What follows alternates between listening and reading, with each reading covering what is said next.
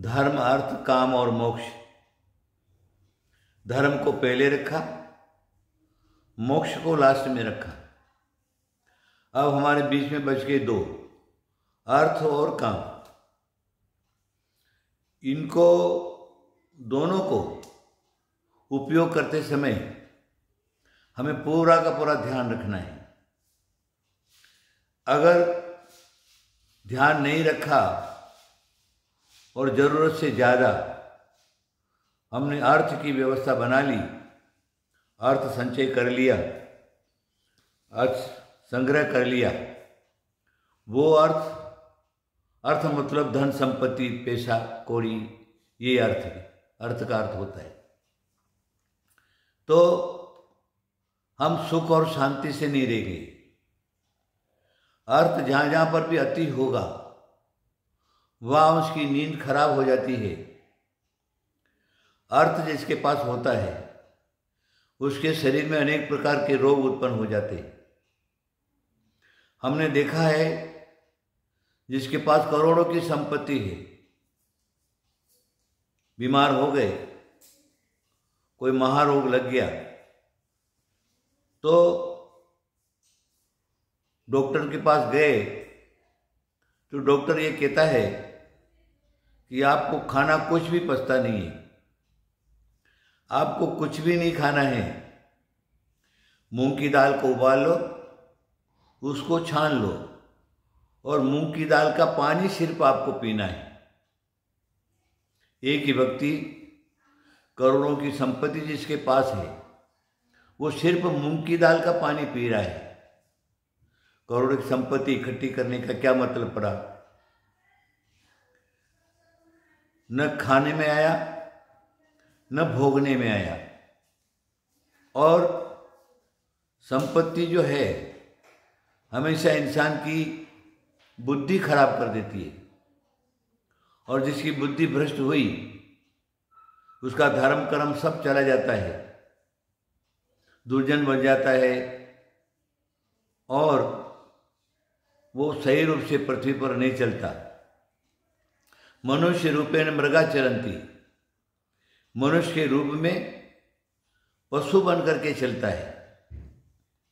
और जो जिसकी पशु बुद्धि है उसको मानव जीवन पाना और नहीं पाना, ये दोनों ही कुछ फायदा नहीं रखता है।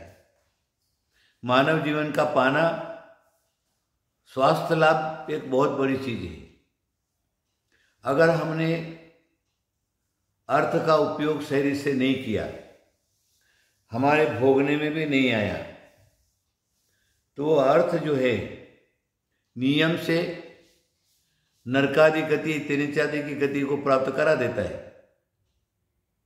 हमारा एक अनुभव है, ये बड़ी बड़ी महल, बड़े बड़े सेठ लोगों की बिल्डिंगें, कोठियाँ, जिसके अंदर आज जो है चिमगादड़, कबूतर ही वास करते हैं। और वहाँ पर देखा जाता है कि एक बहुत बड़ा सांप घूमता है। अब आप ये सोचिए, वो सांप कौन है जिसने संपत्ति इकट्ठी की और मेरी संपत्ति, हाय मेरी संपत्ति करके मर गया। वो मर करके सांप बन जाता है। अब सांप बन गया तो संपत्ति के ऊपर बैठ करके उसकी रक्षा करता है, स्वयं खा नहीं सकता और दूसरे को खाने नहीं देता। तो इस प्रकार की जो संपत्ति है वो क्या काम की? संपत्ति कमाने के अंदर नियम से पाप ही होता है, ये ध्यान में रखिए। बड़े बड़े सागर, समुद्र और तालाब गंदे पानी से भरता है, साफ सुथरा पानी से नहीं भरता।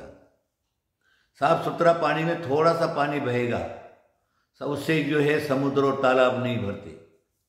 लेकिन जब घनघोर बारिश होती है तो गांव की, नगर की, शहर की सारी गंदगी नदी के बहाने सम समुद्र में मिल जाती है तब समुद्र की तृप्ति होती है। मतलब गंदे पानी से समुद्र की तृप्ति तालाब भरता है।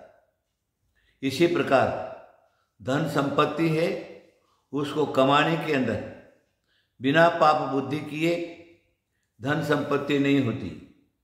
न्याय से कमाया हुआ जो पैसा उसे धनवान कोई नहीं बनता।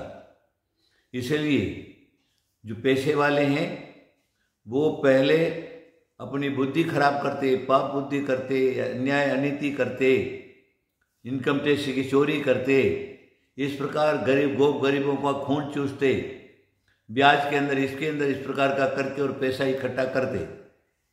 इसलिए वो पैसा कमाने उसको पाप ही पाप होता है और पाप कपाने वाला नियम से दुर्गति का पात्र बनता है। इसलिए हमारा सिर्फ यही कहना है कि आप सब लोग क्या करिए, अरे पाव भर आटा चाहिए, आराम से कमा लो, उतना ईश्वर आपको दे देगा, खाओ और अपने जीवन मस्त से गुजारो। इस संपत्ति के पीछे मत भागो, नहीं तो तुम भी बिगड़ जाओगे, तुम्हारी गति बिगड़ जाएगी और आगे जो क्या है तुमको सुख शांति नहीं मिल सकती। मेरा आप सब लोगों को आशीर्वाद, आपकी बुद्धि अच्छी रहे, ज़्यादा धन संपत्ति के पीछे मत भागिए। आशीर्वाद आशीर्वाद आशीर्वाद।